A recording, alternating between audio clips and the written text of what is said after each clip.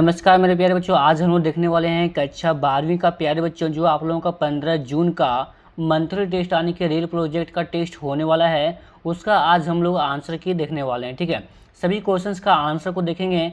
तो प्यारे बच्चों यहाँ पे आप लोगों का पहला सवाल है क्वेश्चन नंबर 1। 1830 के दशक में ब्राह्मी और खरोष्टी लिपियों को पढ़ने में किसका सफलता प्राप्त हुआ बच्चों? तो किसको यहाँ पे सफलता प्राप्त हुआ था? तो इसका सही आंसर होगा ऑप्शन नंबर बी यानी कि जेम्स प्रिंसेप। ठीक है, ऑप्शन नंबर बी आपका बिल्कुल सही आंसर हो जाएगा। नेक्स्ट क्वेश्चन है क्वेश्चन नंबर 2। 16 महाजन पदों में प्रारंभ में सबसे शक्तिशाली महाजन पद कौन सा था बच्चों? तो इसका सबसे शक्तिशाली महाजन पद कौन सा होगा? तो होगा मगध। ऑप्शन नंबर सी बिल्कुल सही आंसर होगा। ठीक है, क्वेश्चन नंबर 2 का ऑप्शन सी बिल्कुल सही आंसर हो जाएगा। नेक्स्ट क्वेश्चन है क्वेश्चन नंबर 3। क्वेश्चन नंबर 3 में पूछा गया है अनुस्मृति के अनुसार वेदों के ज्ञाता पुरुष को वर मानकर कन्या को उपहार सहित दान करना किस प्रकार की विवाह कहलाता है बच्चों? तो ये जो है किस प्रकार की विवाह कहलाता है? तो ये बच्चों आपका ब्राह्मण विवाह कहा जाता है। ऑप्शन नंबर ये बिल्कुल सही आंसर हो जाएगा। नेक्स्ट क्वेश्चन है क्वेश्चन नंबर 4। महाभारत का समालोचनात्मक संस्करण किसके नेतृत्व में तैयार किया गया था?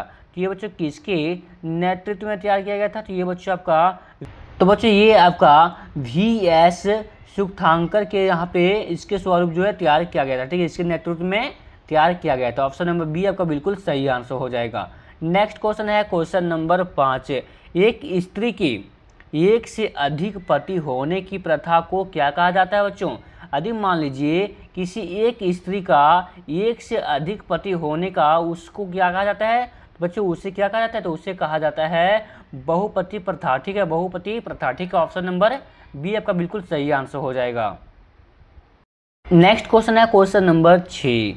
किस शासक ने अपने अभिलेखों में देवनाम्पीय देवताओं का प्रिय और प्रियदर्शी उपाधियों का उपयोग किया बच्चों? तो इसका सही आंसर क्या होगा? ऑप्शन नंबर सी हो जाएगा यानी कि अशोक। ठीक है, ऑप्शन नंबर सी आपका बिल्कुल सही आंसर हो जाएगा। नेक्स्ट क्वेश्चन बच्चों जो कि आप लोग यहाँ से 2 नंबर क्वेश्चन का जो है 2 नंबर क्वेश्चन जो यहाँ से स्टार्ट होता है क्वेश्चन नंबर 7 से। ठीक है, ये आपका सेक्शन बी में पूछा जाएगा। ठीक है बच्चों, तो आप नेक्स्ट क्वेश्चन है क्वेश्चन नंबर 7। मगध के सबसे शक्तिशाली महाजन पद बनने के 2 कारण बताइए। तो बच्चों यहाँ पे इसका जो मगध के सबसे शक्तिशाली महाजन पदों का 2 यहाँ पे कारण बताने के लिए बोल रहा है। ठीक है, यदि आप इसको हिंदी में लिखना चाहते हो इंग्लिश में लिखना चाहते हो, दोनों में यहाँ पे इसका आंसर दिया गया है। ठीक है, आप देखिए सबसे पहले में दिया गया इंग्लिश का, इसके बाद यहाँ पे नीचे में दिया गया हिंदी में। ठीक है, आपने पूछा है 2 महाजन पदों का सबसे शक्तिशाली महाजन पद का 2 कारण बताइए। ठीक है, तो पहला कारण हो जाएगा बच्चों यहाँ पे कृषि की संप्रभुता। ठीक है, यानी कि बच्चों मगध गंगा और उसकी उपनदियों के दौरान में स्थित था। ठीक है बच्चों, जिससे यहाँ पर कृषि की उपज विशेष रूप से बहुत अच्छी होती थी। ठीक है बच्चों, ये आपका पहला क्या होगा? पहला जो बच्चों आपका महाजन पद का पहला कारण हो जाएगा। ठीक है, अब दूसरा कारण यहाँ पे नीचे में दिया गया है। क्या है क्या बच्चों यहाँ पे? तो लोहे की खदानों और हाथी। ठीक है, लोहों की खदानें और हाथी आधुनिक झारखंड में लोहे की खदानें उपलब्ध थी, जिससे मजबूत हथियार औजार बनाना आसान था। साथ ही सेना के लिए जंगलों में हाथी उपलब्ध है। ठीक है, सेना के लिए जंगलों में हाथी उपलब्ध था, औजार बनाने में आप सुविधा हुआ करता था। ठीक है, कुछ ऐसे आप लोगों को कारण लिखना है। ठीक है, 2 कारण पूछा गया था जो कि 2 मार्क्स का। ठीक है बच्चों, नेक्स्ट क्वेश्चन है क्वेश्चन नंबर 8। क्वेश्चन नंबर 8 में हमें पूछा गया है धम्म क्या है? अशोक द्वारा प्रचारित इसके 2 मुख्य सिद्धांत लिखिए। इसके 2 मुख्य सिद्धांत लिखने के लिए बोल रहा है बच्चों। ठीक है, तो देखिए आप इसका आंसर लिखना होगा। क्या लिखना होगा? तो धम्म सम्राट अशोक द्वारा प्रचारित नैतिक और व्यवहारिक नियमों की एक नियमावली थी। ठीक है, एक नियमावली थी जहाँ पे बच्चों जिसका उद्देश्य समाज में शांति स्थापित करना था। इसके 2 मुख्य सिद्धांत है। उसके बाद आप नीचे में सिद्धांत लिखना है। ठीक है बच्चों, पहला सिद्धांत आपका हो जाएगा बड़ों और गुरुजनों के प्रति आदर व सम्मान, और दूसरा यहाँ पे सिद्धांत हो जाएगा ब्राह्मणों सन्यासियों दासों और सेवकों के प्रति दयालु और अहिंसा का व्यवहार करना। ठीक है, ये आपका दूसरा सिद्धांत हो जाएगा। तो बच्चों आपका सही आंसर क्या होगा, ऐसे लिख दीजिएगा, आप लोगों का यहाँ पे 2 माने 2 फुल मार्क्स मिल जाएगा। ठीक है, नेक्स्ट क्वेश्चन है क्वेश्चन नंबर 9। क्वेश्चन नंबर 9 में पूछा गया बच्चों, ब्राह्मणीय ग्रंथों के अनुसार गोत्र के 2 प्रमुख नियम लिखिए।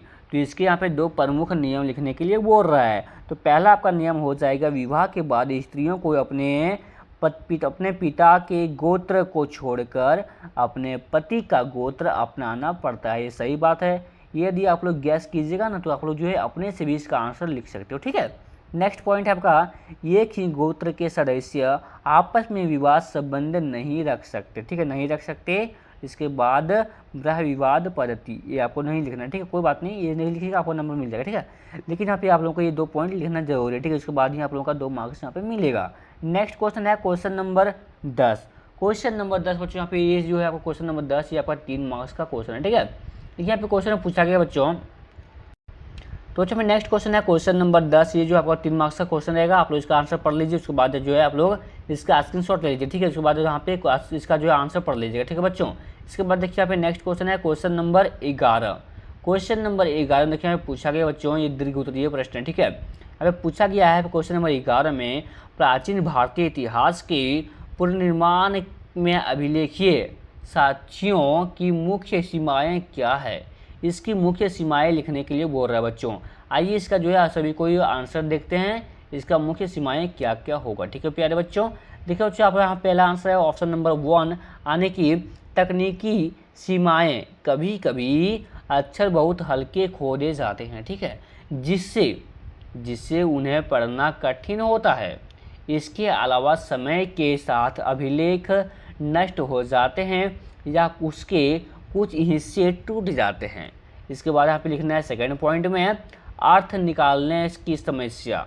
अभिलेखों के शब्दों का वास्तविक अर्थ हमेशा स्पष्ट नहीं होता, क्योंकि कुछ शब्द किसी विशेष काल या स्थान से संबंधित होते हैं। ठीक है बच्चों, आप लोग लिख दीजिएगा, आप लोगों का फुल मार्क्स मिल जाएगा। उसके बाद यहाँ पे क्वेश्चन नंबर 12 है, इसका यहाँ पे इंग्लिश दिया गया है, इसका आंसर जो है हिंदी में यहाँ पे है। ठीक है, आप लोग इसका स्क्रीनशॉट ले लीजिए। उसके बाद जो है इसका 1-2 पॉइंट लिख दीजिएगा, आप लोगों को फुल मार्क्स मिल जाएगा।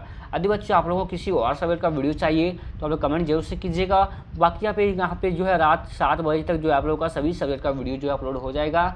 मिलता है किसी नेक्स्ट वीडियो में। यदि आप लोग चैनल को सब्सक्राइब नहीं किए हो, चैनल को आद करके सब्सक्राइब कर लीजिएगा और बेल के आइकन को ऑल पे बच्चों प्रेस कर लीजिएगा। ठीक है, ताकि हमारे नए वीडियो का नोटिफिकेशन सबसे पहले आप तक पहुँचे। मिलता है किसी नेक्स्ट वीडियो में, तो जय हिंद जय भारत।